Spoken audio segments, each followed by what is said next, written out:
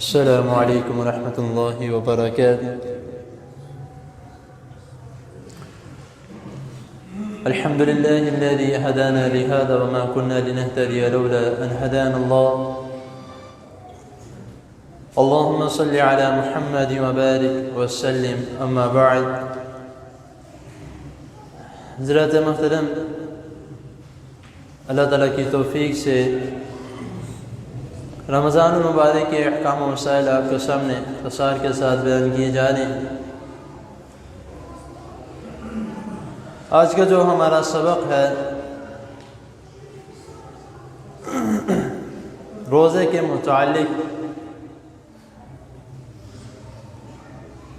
کہ رسول اللہ صلی اللہ علیہ وسلم نے فرمایا کہ اللہ تعالیٰ اپنے بندے کو ایک نیکی کرنے پر 10 گنا نیکیوں سے لے کر 700 گنا نیکیوں تک دیتے ہیں۔ یعنی وہ کوئی بھی چھوٹی سی نیکی کرتا ہے یا جس طرح کی بھی نیکی کرتا ہے تو اللہ تعالیٰ اس نیکی کے بدلے اس کو 10 نیکیاں یا اس سے بھی زیادہ 700 نیکیوں تک یا اس سے بھی زیادہ اللہ تعالیٰ چاہیں تو بڑھا دیتا ہے۔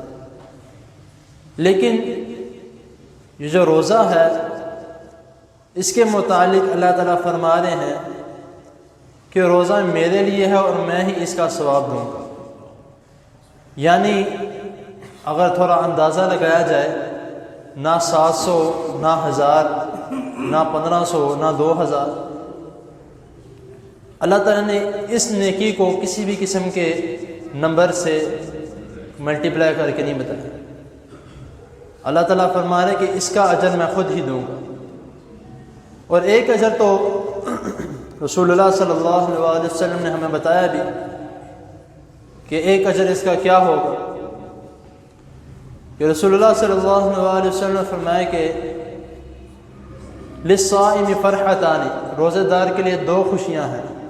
فرحۃ عند فطرہ، ایک خوشی تو اس کی وہ ہے جب وہ افطاری کے وقت اپنے سامنے نعمت دیکھتا ہے اور افطاری کرتے وقت اس کو کھاتا ہے، صبح سے لے کر شام تک بھوکے رہنا، اور پھر جب سامنے افطاری ہو اس کو کھا کر دعا کرنا۔ اور دوسری جو اس کی خوشی ہے فرحۃ عند لقاء ربہ، کہ جب وہ اللہ تعالیٰ سے ملاقات کرے گا۔